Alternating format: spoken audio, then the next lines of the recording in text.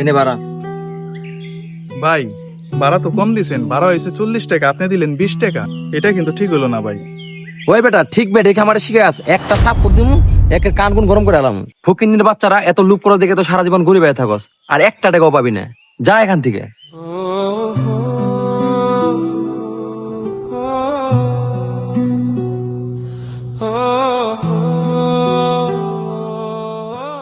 একটু বিশ্রাম নিয়ে নি।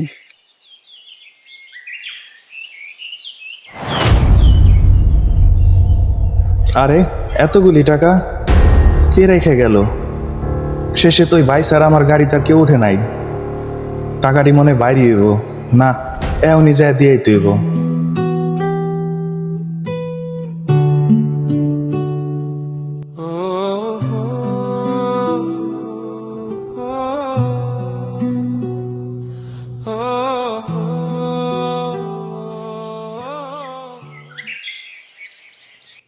তুই আবার এসস, তোর কি লজ্জা শরম নাই?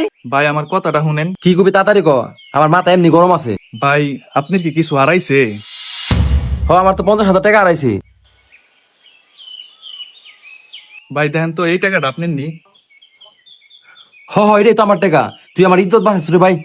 আজকে যদি আমি এই টাকাটা না পাইতাম তাহলে আমার অনেক বিপদ হয়ে যেত।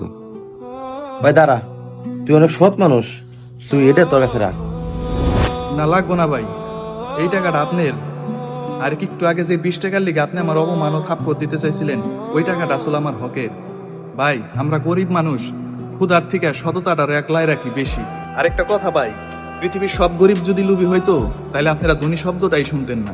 গরিব আছে বইলেই ধনীর পরিচয় আছে, আর সততা আছে বইলেই মানুষের পরিচয় আছে। গরিবের হক নষ্ট করবেন না, কারণ গরিব হকেরটা পাইলেই সন্তুষ্ট থাকে।